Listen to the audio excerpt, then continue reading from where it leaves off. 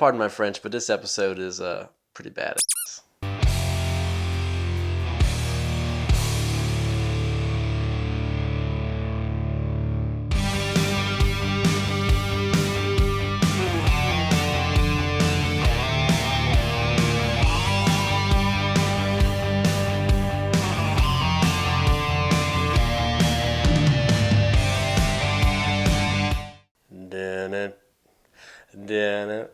Check this out.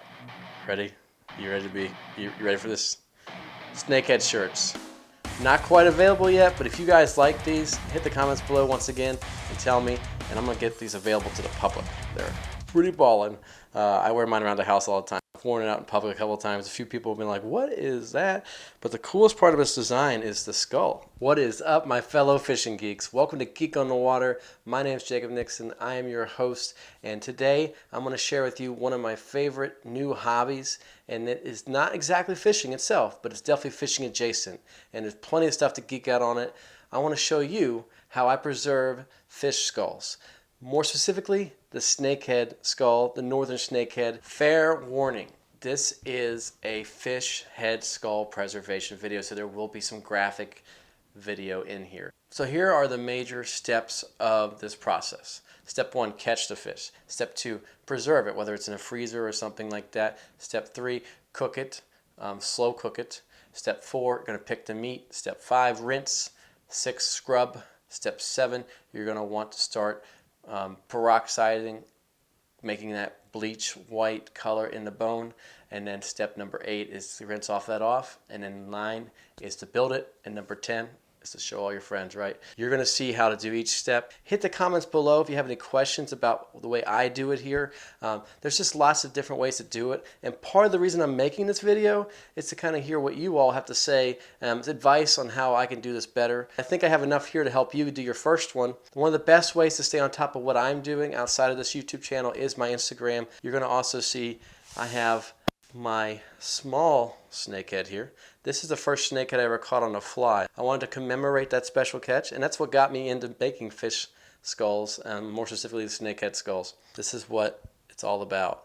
I mean, that thing is huge. I mean, look at that. Chompers.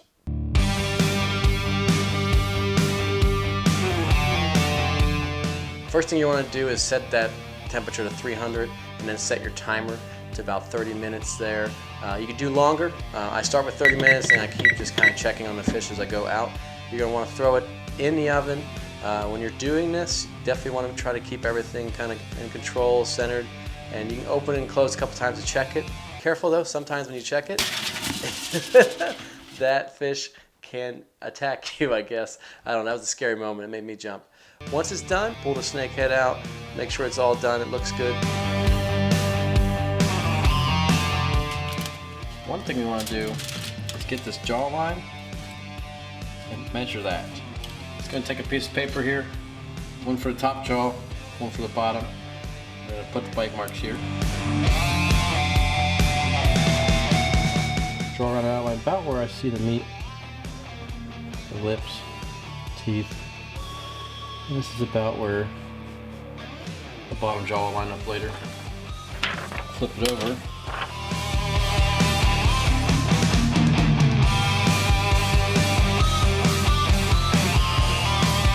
These kind of indications and notes and stuff throughout the process is really important because this is like puzzle building in the end when you get to that final step of the build. So you don't want to forget anything. You want to try to make notes of whatever you notice. I make bite marks, of course. Okay, there's the bottom jaw. That is picked clean. But for now, get the tongue come right out. Might recommend using a cheap fillet knife like this. Once you get all the meat laid out or pulled off and laid on the piece of paper there, you've got those bones lined up, ready to go. We're going to move on to the next step. And the next step is the rinse. It's pretty simple. You're going to rinse off as much of that meat as you can by hand. Now I'm going to scrub with that dish soap and try to get an extra kind of film that's on the bones. Any film that's on there will help to grease that, get rid of that grease. That'll help later on whenever you're trying to make the bone more white. It'll help avoid some yellow splotches. Once you've scrubbed everything and you feel pretty confident about that, you're going to move on to the next step.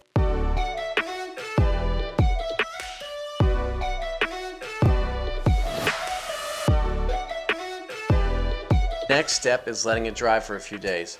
Once it's dried, everything's in there, you can probably go back in and pick some dry flakes off that you wouldn't have seen while you were scrubbing. The peroxide, I go to Sally Hansen's. I got a local store that has that. Any kind of hair salon should carry that. I guess 40 strength is the strongest that I could find over the counter.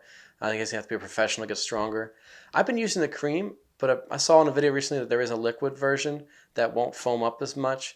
This cream does kind of boil and foam a little bit more than I want it to while it's sitting there. So I might move away from the cream, but it does do the job. It makes everything pretty white for me. You just gotta make sure you cover everything up completely.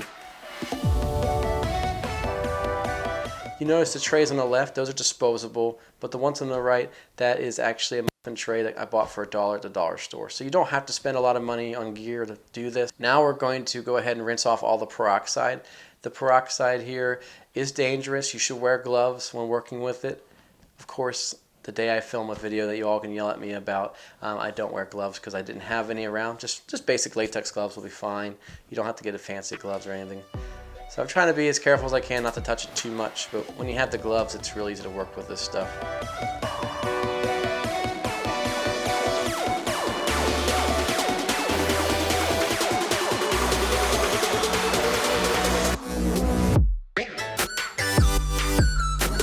It's time for the build, the best part. This is what I get excited about. This is where I really geek out on these skull builds. You're gonna want to get the right materials, of course. I like to use gel, super glue, and I like to use Loon UV, different types of UV, a UV light, of course.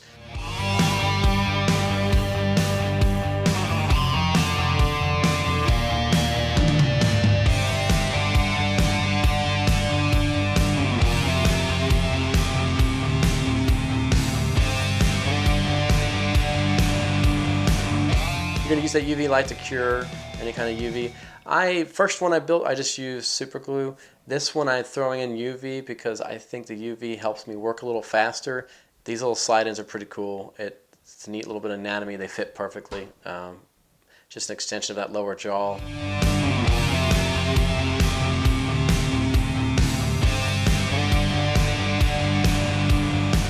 The cheekbone has a tooth line on the inside of it. It's just the top part of that jaw. It's a lengthy process to rebuild these cheeks. A little bit of guesswork was definitely thrown in, but between the video that we have here and some pictures I had and the previous ones I built, I was able to rebuild that cheek pretty accurately, I think.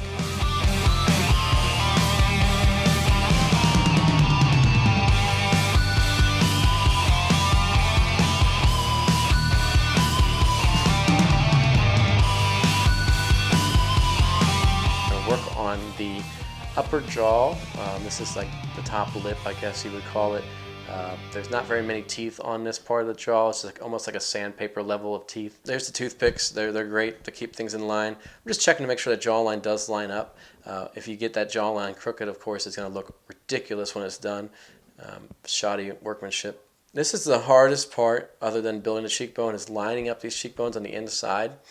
So I had to go back to pictures, as you see there. I'm using my phone to kind of monitor where things are. And then, of course, UV is going to put everything in place.